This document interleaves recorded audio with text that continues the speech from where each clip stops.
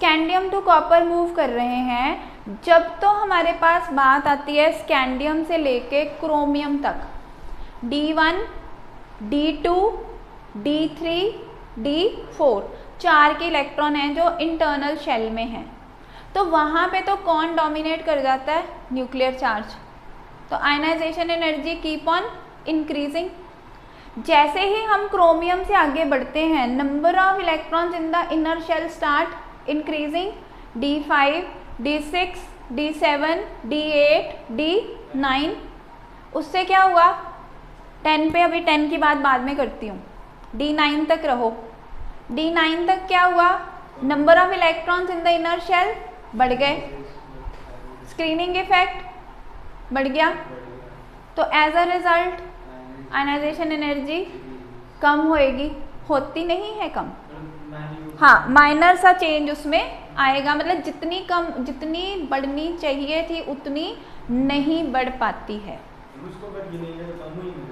नहीं, कम नहीं हुई, बड़ी तो है, लेकिन जितनी बढ़नी, इर्रेगुलर का मतलब क्या है कि जितना होना चाहिए था उतना नहीं है, जो होना चाहिए था वो नहीं है। ठीक है, अब बात करें जिंक की।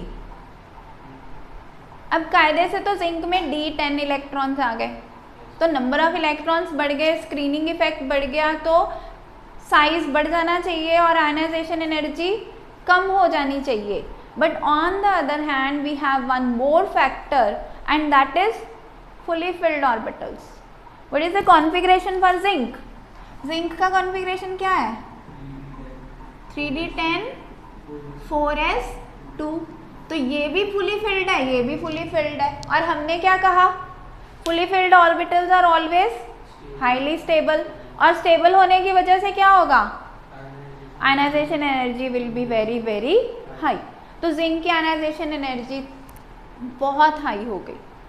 ठीक है, तो this is how the trend is very very irregular in case of D block elements.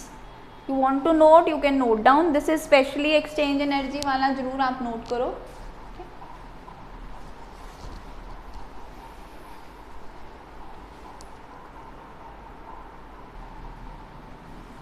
So next we have the trend of second and third ionization energy. अब देखो कि आपने इलेक्ट्रॉन कौन सी कॉन्फ़िगरेशन में से निकालना है? Scandium, titanium, vanadium, chromium, manganese, iron, cobalt, निकल, कॉपर, जिंक।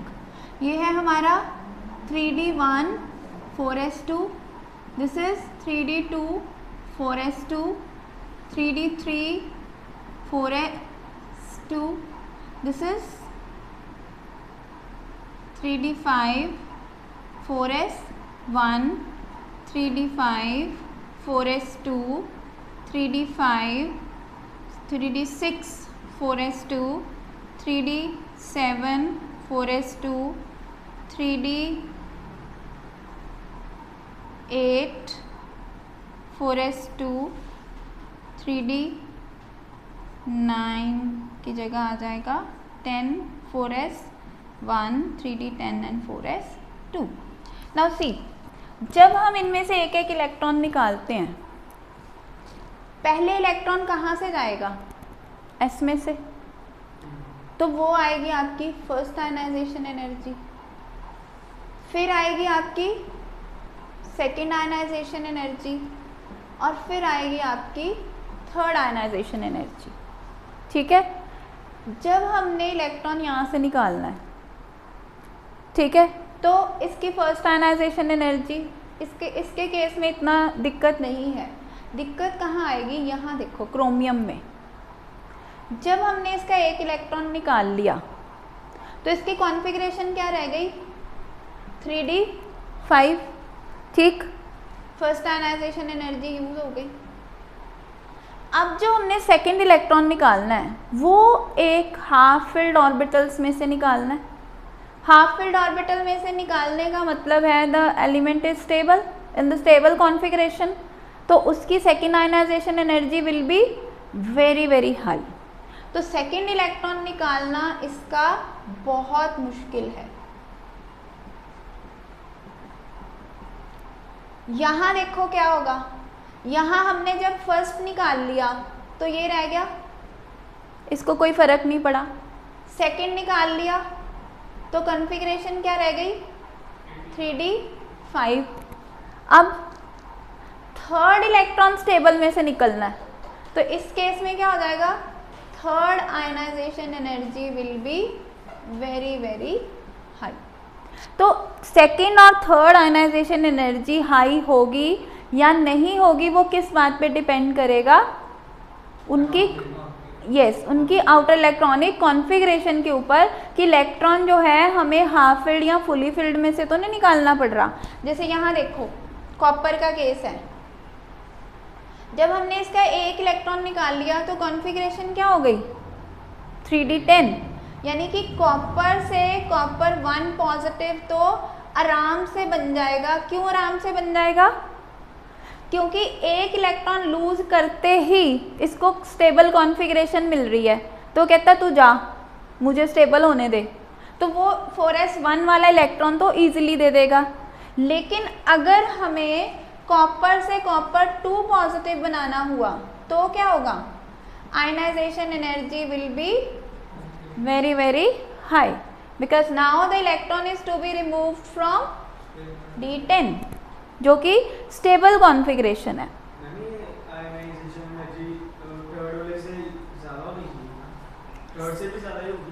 थर्ड में तो और भी ज़्यादा, थर्ड में तो और, जैसे सेकंड निकाल लेंगे तो ये d9 बन गया ना।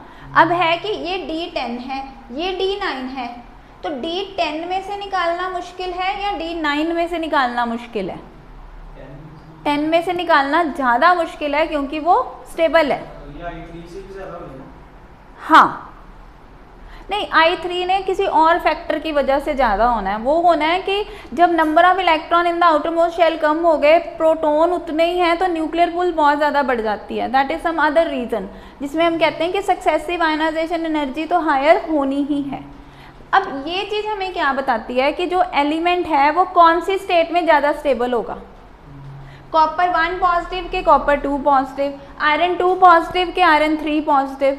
आप देखो आयरन है, अगर हम इसमें से 2 इलेक्ट्रॉन निकालते हैं, आयरन 2 पॉजिटिव बनाते हैं इसको, तो कॉन्फ़िगरेशन आ जाती है हमारे पास 3d5 जो कि एक स्टेबल कॉन्फ़िगरेशन है। अब अगर हमें इस स्टेबल कॉन्फ़िगरेशन में से एक और इलेक्ट्रॉन निकालना पड़ा तो ये Fe3 पॉजिटिव, यानी कि ionization energy 3 will be very very high, बहुत ज़्यादा आयनाइजेशन एनर्जी लगानी पड़ेगी।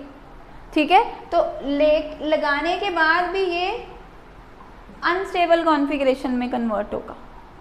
ठीक है, तो आयनाइजेशन एनर्जी हमें बताती है कि इलेक्ट्रॉन जो है वो कौन सी स्टेट में ज़्यादा स्टेबल है।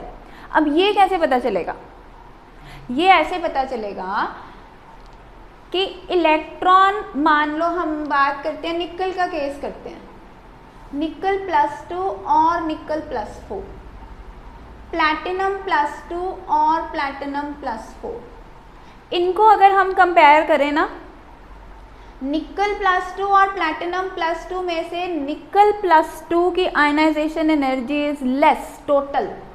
निकल का केस अगर हम डिस्कस करें, ये रेस कर दूं, यहाँ लिख देती हूँ, ये देखो निकल 2 पॉजिटिव कैसे बनेगा, first ionization energy plus second ionization energy, और प्लैटिनम 2 पॉजिटिव कैसे बनेगा, first ionization energy plus second ionization energy.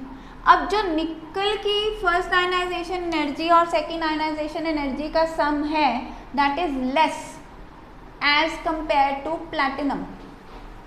हम क्या चाहेंगे कि हमें कम आयनाइजेशन एनर्जी लगानी पड़े या ज़्यादा लगानी पड़े, हम चाहते हैं कि कम ही लगे, तो यानी कि जिसका sum total of ionization energy less होगा वो कंपाउंड ज़्यादा स्टेबल होगा। तो आउट ऑफ निकल 2 positive and platinum 2 positive, nickel 2 positive is more stable as compare to platinum 2 positive. नहीं ना, इसका मतलब कि हमें ज़्यादा एनर्जी देनी पड़ेगी, ज़्यादा एनर्जी देनी पड़ेगी मतलब हमें आउट ऑफ द वे जाके काम करना पड़ रहा है।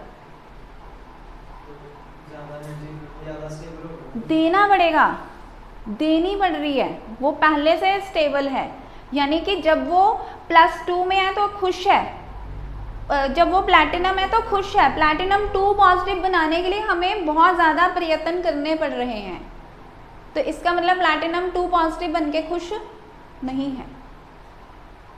ठीक है, नाउ इफ वी कंपेयर निकल 4 पॉजिटिव एंड प्लैटिनम 4 पॉजिटिव, तो निकल 4 पॉजिटिव में क्या होगा, 4 आयनाइजेशन एनर्जीज, 1 2 3 4, और यहाँ भी 4 सक्सेसिव आयनाइजेशन एनर्जीज लगेंगी, तो इसकी 4 successive ionization energies are less than that of nickel. तो अब कौन स्टेबल हो गया ज़्यादा, platinum 4 positive will be more stable. बात समझे कि जिनकी सक्सेसिव आयनाइजेशन एनर्जी का टोटल कम होगा जिस ऑक्सीडेशन स्टेट का, वो ऑक्सीडेशन स्टेट ज़्यादा स्टेबल होगी। तो प्लैटिनम के तो हमें बहुत सारे कंपाउंड मिल जाएंगे जो कि +4 ऑक्सीडेशन स्टेट में एग्जिस्ट करते हैं, लेकिन निकल के बहुत सारे हमें नहीं मिलते जो कि +4 में एग्जिस्ट करते हैं। पॉइंट समझे? सो this is about ionization energy and the factors affecting the ionization energy and the reasons why the d block elements they show irregular trend in their ionization energy. Now if we talk about, ये तो हम period में ही चल रहे थे अभी तक, if we talk about the series 3D से 4D, 4D से 5D, 5D से 6D, जनरल ट्रेंड हमने बताया कि when we move top to bottom तो क्या होना चाहिए, आयनाइजेशन एनर्जी शुड डिक्रीज। तो यहाँ तो ठीक है, स्कैंडियम से यटरियम तक तो ठीक है, टाइटेनियम से जिरकोनियम तक ठीक है, लेकिन जब हम जिरकोनियम से हाफोनियम तक आते हैं तो क्या होता है, लैंथेनाइड कंट्रैक्शन हो जाती है, साइज डिक्रीज हो जाता है, बढ़ता ही नहीं है।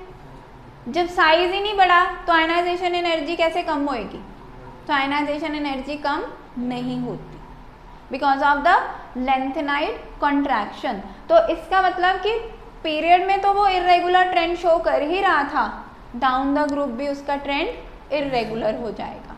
सो this is how we study ionization energy trends of d block elements. Got it?